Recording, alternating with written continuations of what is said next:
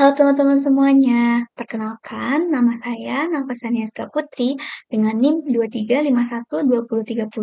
2351203071110018 dari kelas C Psikologi Disabilitas. Nah, pada kesempatan kali ini, saya akan menjelaskan materi mengenai ragam disabilitas nih. Topik ini tuh penting banget untuk kita pahami bersama karena disabilitas itu bukan hanya berkaitan dengan keterbatasan individu saja, tapi juga sangat dipengaruhi oleh bagaimana lingkungan dan masyarakat merespon perbedaan tersebut. Nah, dengan memahami ragam disabilitas, kita diharapkan tidak hanya mengetahui jenis-jenisnya, tetapi juga mampu menumbuhkan sikap empati, menghargai keberagaman, serta mendukung terciptanya lingkungan yang lebih inklusif, khususnya di bidang pendidikan dan kehidupan sosial, gitu. Mungkin langsung aja kita masuk ke materinya, tapi sebelum kita masuk ke jenis-jenis disabilitasnya, kita pahami terlebih dahulu nih, apa sih definisi dari disabilitas itu? Jadi, secara umum, disabilitas itu dapat dipahami sebagai kondisi keterbatasan fisik, sensorik, intelektual, maupun mental yang dapat mempengaruhi aktivitas dan partisipasi seseorang dalam kehidupan sehari-hari. Namun, penting untuk dipahami bahwa hambatan yang dialami individu disabilitas itu tidak selalu berasal dari kondisinya, melainkan seringkali muncul karena lingkungan yang belum ramah dan kurang inklusif. Oleh karena itu, pendekatan terhadap disabilitas saat ini tidak lagi berfokus pada kekurangan individunya saja, tetapi pada bagaimana lingkungan dapat beradaptasi dan memberikan dukungan yang sesuai. Seperti itu. Mungkin karena kita udah kulik nih sedikit tentang definisi dari disabilitasnya, kita langsung masuk aja ke ragam disabilitas yang pertama. Nah, ragam disabilitas yang pertama itu adalah tunanetra. Tunanetra ini merupakan kondisi di mana individu mengalami gangguan penglihatan, baik sebagian maupun total. Kondisi ini menyebabkan individu tidak dapat mengandalkan informasi visual secara optimal. Nah, dalam kehidupan sehari-hari, individu tunanetra ini biasanya mengandalkan indera pendengaran dan peraba, misalnya melalui penggunaan huruf braille, tongkat, atau teknologi bantu. Nah, hambatan yang sering muncul bukan hanya pada keterbatasan penglihatan itu sendiri, tetapi juga pada lingkungan yang tidak menyediakan akses aman dan informasi alternatif seperti ketiadaan penanda braille atau audio seperti itu. Kita lanjut ke ragam disabilitas yang kedua, yaitu tunarungu. Nah, tunarungu ini merupakan kondisi keterbatasan atau kehilangan kemampuan pendengaran baik sebagian maupun seluruhnya. Nah, dampak utama dari kondisi ini adalah pada proses komunikasi, terutama pada komunikasi verbal nih, teman-teman. Nah, banyak individu dari tunarungu ini menggunakan bahasa isyarat atau membaca gerak bibir untuk berkomunikasi. Hambatan seringkali muncul ketika lingkungan hanya mengandalkan komunikasi berbasis suara saja, serta minimnya juru bahasa isyarat untuk membantu mereka dalam berkomunikasi dengan orang-orang sekitar. Nah, hal ini tuh dapat menyebabkan kesenjangan informasi dan juga keterbatasan partisipasi sosial. Nah, perlu diketahui juga teman-teman bahwa biasanya teman-teman tunarungu ini biasanya lebih suka untuk dipanggil teman tuli daripada tunarungu. Jadi, eee, next-nya nih kalau misalkan kalian memiliki teman atau mungkin kalian ketemu dengan teman-teman tunarungu, panggil aja mereka teman tuli karena mereka lebih suka untuk dipanggil teman tuli, seperti itu.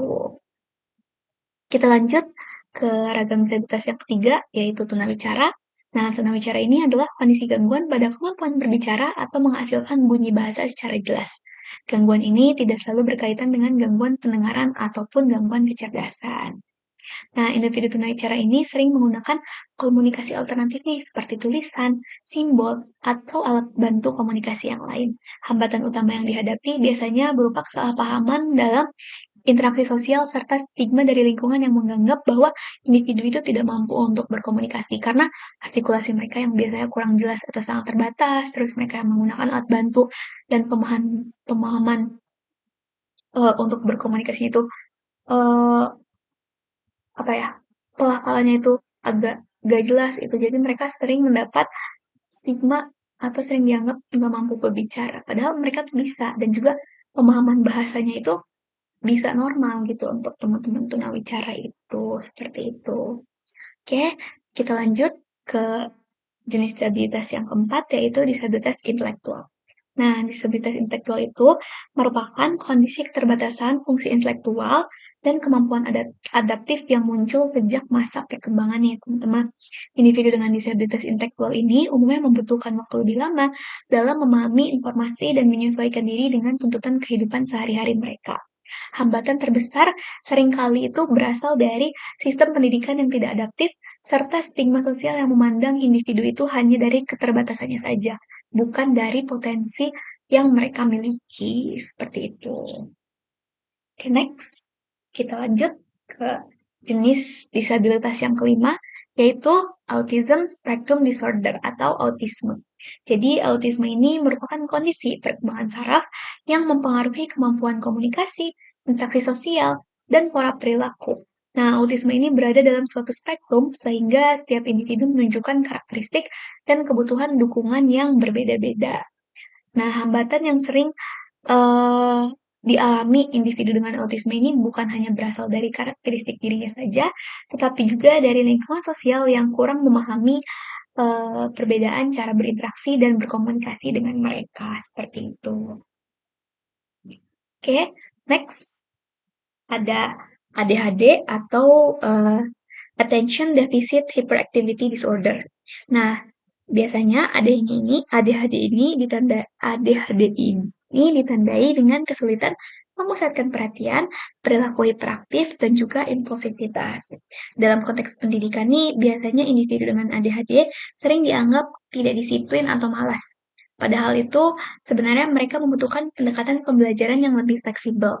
Hambatan utama juga muncul ketika sistem pembelajaran itu terlalu kaku dan tidak memberikan ruang bagi perbedaan gaya belajar mereka. Sehingga ya mereka tuh malah sering dianggapnya malas atau nakal, padahal itu sistemnya aja yang belum sesuai sama mereka sehingga mereka itu agak sulit untuk menyesuaikan diri gitu. Karena mereka itu kan sulit untuk fokus dalam waktu yang lama, terus aktivitasnya berlebihan dan juga kesulitan mengatur diri. Jadi kita yang ada di sekitar mereka tuh harus bisa lebih menyesuaikan gitu.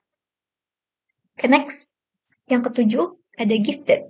Nah, gifted ini adalah kondisi individu yang memiliki kemampuan intelektual atau bakat tertentu jauh di atas rata-rata atau jauh di atas teman sebayanya. Nah, meskipun sering dipandang sebagai kelebihan nih, individu gifted itu juga menghadapi tantangan tersendiri, teman-teman. Mereka itu dapat mengalami kebosanan, tekanan ekspektasi, hingga underachievement ketika lingkungannya itu tidak mampu memenuhi kebutuhan belajarnya. Oleh karena itu, individu gifted itu juga memerlukan dukungan yang sesuai. Apalagi biasanya yang paling utama itu di sekolah gitu. Jadi sistem pembelajaran di sekolahnya itu harus disesuaikan sama mereka agar mereka itu bisa belajar dengan baik, beradaptasi dengan baik seperti itu. Karena individu gifted juga bukan hanya unggul secara kognitif nih, tetapi seringkali juga menunjukkan kepekaan emosional yang tinggi. Sehingga emang layanan pendidikan dan lingkungan belajar yang sesuai dengan potensinya itu perlu banget, diperlukan banget untuk mereka gitu. Nah, yang selanjutnya atau yang ke-8 itu ada tunadaksa. Nah, tunadaksa ini merupakan kondisi keterbatasan fungsi gerak tubuh akibat gangguan pada tulang, otot, atau sistem saraf. Nah, kondisi ini mempengaruhi mobilitas mereka, namun tidak selalu berdampak pada kemampuan intelektualnya. Nah, biasanya teman-teman tunadaksa ini disebabkan oleh faktor bawaan lahir bisa, penyakit atau cedera, dan seringkali itu memerlukan alat bantu seperti kursi roda atau terapi khusus gitu. Hambatan utama yang biasanya mereka alami itu berasal dari lingkungan fisik yang tidak aksesibel seperti bangunan tanpa rem atau fasilitas umum yang nggak ramah disabilitas gitu kan misalkan kebanyakan dari mereka itu pakai kursi roda, tapi sedangkan fasilitas atau nggak kendaraannya itu, eee, adanya tuh tangga gitu, jadi itu tuh menghambat mereka banget gitu. Jadi lingkungan yang ramah untuk teman-teman tunanetra itu sangat-sangat dibutuhkan biar memudahkan mereka dalam mobilitas sehari-harinya, seperti itu. Next, ragam disabilitas yang ke-9 itu ada tunalaras. Nah, tunalaras ini merupakan, gangguan emosi dan perilaku yang dapat mempengaruhi kemampuan individu dalam menyesuaikan diri secara sosial. Individu dengan tunalaris ini sering menghadapi stigma negatif nih teman-teman karena perilakunya itu yang dianggap mengganggu. Karena kan emosi mereka yang nggak stabil, perilakunya agresif atau malah menarik diri, dan juga kesulitan untuk mematuhi aturan sosial yang menyebabkan mereka tuh sering dianggap mengganggu gitu. Padahal kalau misalkan dengan dukungan emosional dan lingkungan yang aman, mereka itu dapat berkembang secara lebih optimal gitu. Jadi dari kitanya harus bisa menyesuaikan dengan perilaku mereka seperti itu. Next, yang ke-10 itu ada learning disability. Nah, learning disability ini merupakan gangguan berbasis neurologis yang mempengaruhi kemampuan spesifik dalam membaca, menulis, atau berhitung, meskipun individu memiliki tingkat kecerdasan yang normal atau di atas rata-rata. Nah, karakteristik learning disability itu ada 3. Yang pertama ada disleksia, yaitu kesulitan membaca. Yang kedua ada diskalkulia, yaitu kesulitan berhitung. Dan ada disgrafia atau kesulitan menulis, gitu. Hambatan utama yang muncul ketika untuk teman-teman learning disability itu, ketika sistem pendidikan itu nggak menyediakan metode belajar alternatif untuk mereka, sehingga individu sering salah dilabeli atau sebagai malas atau nggak mampu, gitu. Jadi emang hambatan utamanya itu ada di sistem pendidikannya biasanya, seperti itu. Next. Nah, ini ragam disabilitas terakhir yang akan saya jelaskan yaitu adalah tunaganda. Nah, tunaganda ini merupakan kondisi di mana individu itu memiliki 2 atau lebih jenis disabilitas sekaligus, seperti tunanetra tunarungu, tunanetra tunadaksa, atau kombinasi yang lainnya. Nah, eee, hal tersebut itu membuat kebutuhan dukungan yang mereka dapatkan itu menjadi lebih kompleks daripada teman-teman disabilitas yang hanya memiliki satu jenis disabilitas saja gitu. Pendekatan yang dibutuhkan itu bersifat holistik dan terpadu baik dari sisi pendidikan, kesehatan maupun dukungan sosialnya. Karena hambatan yang mereka alami itu ya tidak berbeda jauh dengan teman-teman disabilitas yang lain, itu dari pelayanan yang terbatas, kurangnya pendekatan terpadu, serta hambatan sosial berlapis gitu. Jadi dari kita juga harus memberikan lingkungan yang lebih inklusif lagi karena jenis disabilitas yang mereka miliki itu lebih dari satu, seperti itu. Nah, mungkin segitu aja nih penjelasan tentang ragam disabilitas dari saya. Mungkin sebagai penutup, dapat disimpulkan bahwa disabilitas itu bukan hanya tentang keterbatasan individu, tetapi juga tentang bagaimana lingkungan mampu atau belum mampu untuk beradaptasi. Pemahaman terhadap ragam disabilitas diharapkan dapat meningkatkan empati, mengurangi stigma, dan mendorong terciptanya lingkungan yang lebih inklusif. Dengan sikap saling menghargai dan dukungan yang tepat, setiap individu dengan atau tanpa disabilitas memiliki kesempatan yang sama untuk berkembang dan berkontribusi.